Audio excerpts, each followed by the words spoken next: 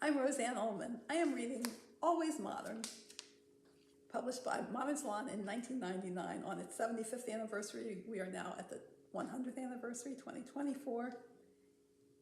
The magazine started in 1924, and I am reading decade by decade. This is the 1980s. Always Modern. Big hair in the big 80s. Perms usher in the decade, but color claims it. The perm boom that began in the mid-1970s was showing no signs of weakening as the new decade dawned. In fact, perms were the engine that drove the salon industry's spiraling profits straight through a 2-year nationwide recession that ended late in 1982. With the weekly wash and set a gradually fading ritual, cuts alone would not have brought the industry the prosperity it was experiencing. Volume was the key to style in the 80s, and perms were the key to volume. Service sells. But then many service industries weathered the recession better than other businesses. The American economy, originally agricultural and later manufacturing, was increasingly becoming a service economy, bringing success to businesses that met consumer needs during what would become known as the me decade. No consumer was more me-oriented than the baby boomer.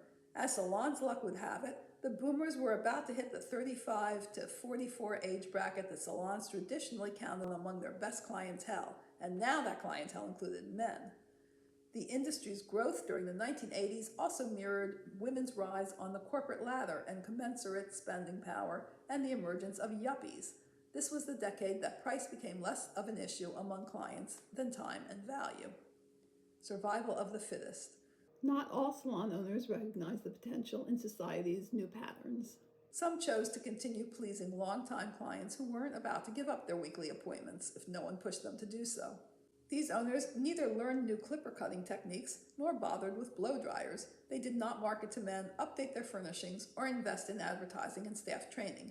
In a time of out-of-control inflation, many priced services too low to keep up with mounting operating costs. Even money-making salons watched profit margins during the decade dwindle from 12% to 7.5%. Subsequently, for the first time in many years, total salon numbers began to shrink. The industry recorded a net loss of about 9,000 salons during 1981 to 1982 and another 4,000 in 1983. Because these were net figures after new salons were taken into account, the actual number of salons that went under in the early 1980s was even greater. The new trends in business. Nail services emerged as the first viable ancillary profit center and became such an attractive business that nail salons opened and did nothing but manicures and nail extensions. Other services that salons began offering included facials, foot care, hair removal, and makeup. Booth rental also found favor, especially in regard to nail technicians who tended to want more independence than traditional salon management afforded. The industry clashed over this topic. Although many owners were dead set against the concept of booth rental, the trend continued to slowly gather steam.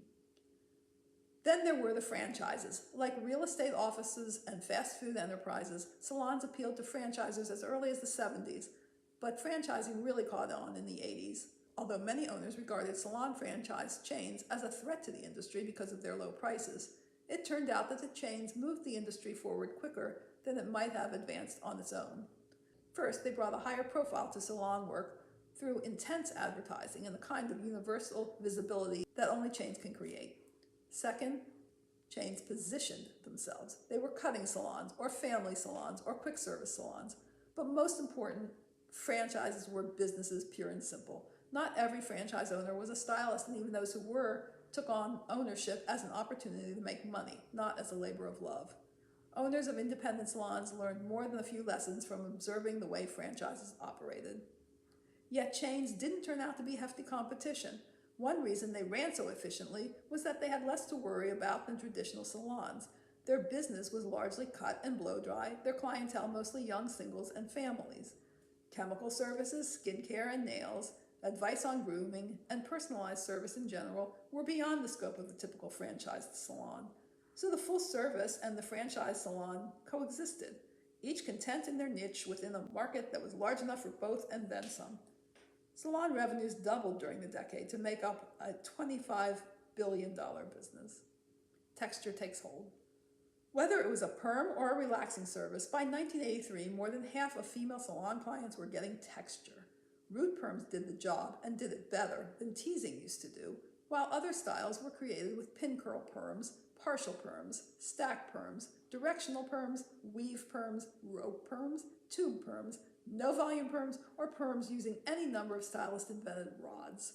Everyone wore big hair. Unlike other eras, there wasn't one celebrity or another whose style would blanket all hair fashion and then disappear as quickly as it had surfaced. After about 10 years, perms seemed less a trend and more a fact of life. Color moves in. Yet, when the perm bubble burst, it wasn't from a slow leak, but a pop from all sides. Clients stopped seeing glamour in permed styles at seemingly the precise moment that manufacturers launched new styling aids that created texture and held it in place, and stylists shifted their interest to that other chemical service, color, which had been poised to explode a long time before the oldest baby boomers finally spotted their first gray hairs. So by mid-decade, it was color, with improved products and new methods that provided the obvious answer for the youth-seeking, career-conscious men and women hitting their late 30s. Salon owners had not anticipated the boom fully enough to bolster color education and marketing in time. In a sort of perm era deja vu, the salon color market lagged behind the home color market, with 2/3 of hair coloring done at the kitchen sink. Finally, between 1984 and 1986, salon color sales jumped 30%. Manufacturers developed loads of beautiful shades and introduced semi-permanent as well as shampoo-out color products, while innovative highlighting and dimensional coloring techniques captured the imagination of creative stylists who got good at natural and fashion color alike. By the decade's end, coloring had become a discipline in itself, with celebrity status within the industry granted to top colorists. Salons began splitting staff into cutters and colorists. In some cases, the colorists also permed within a fuller chemical department. In others, color was kept completely separate and the cutters permed. In both cases, perms began to take a back seat. Owners first dropped perm prices, then perm education, then perm marketing. With color so exciting and color prices coming into their own, barely anyone noticed. Salons discover finishing. Perms were the victim of the industry's success not only with color, but with a new category of finishing product that sneaked up on both the industry and the consumer. An array of products that included mousses, gels, glossers, shiners, pomades, sculpting lotions, and second-generation hairsprays gave 1980s male and female clients alike the ability to create their own texture. Once again, it was clients who drove a trend, this time jump-starting retailing. Out of the blue came the giant seller, mousse, and the runner-up, gel. To sell styling aids, all an owner had to do was stock them and have stylists use them. Clients were sold the minute they saw how an easy application of mousse tamed their hair before the blow-dry or a finger dip of gel toughened up a spiked style. These sales came as such a surprise to the general beauty industry that the average salon sold tubes and tubes of mousse before the pharmacists down the street had even heard of the stuff. This was proof that clients would buy based on professional recommendation or demonstration alone. Retailing lags behind. Nevertheless, retailing at non-franchised salons hovered at 5% of total profits. Stylists still rebelled against being salespeople, and merchandising in most salons still failed to match the sophistication of department stores. Tech-resistant. Owners were just as slow in embracing technology. Although computer software customized for salons came on the market, even many of the larger salons continued to manually keep inventory, payroll, and client records. VCRs, though, found their place in the salon, both as an educational tool and as a marketing one. The power of touch. Perhaps the greatest effect technology had on the salon industry had to do with what at the time was called the high-tech, high-touch balance. The theory that people would seek out high-touch services to feel warmth in a cold, high-tech world gathered credence as the high-touch salon industry flourished and seemed to be spawning an even higher-touch spa business. Originally referred to as mini-spas, the salons that expanded into skin, nails, and massage patterned their services after destination spas, which were growing in popularity as well. The spa trend also fueled retailing, with wrinkle creams, body firmers, skin tighteners, tanners, and aromatherapy oils part of the selection on salon spa retail shelves. So the 80s saw business booming in a lot of ways and business professionalizing.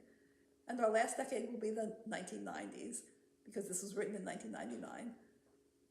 And now we're celebrating 100 years, but that was 75 years. I hope to see you on the 90s.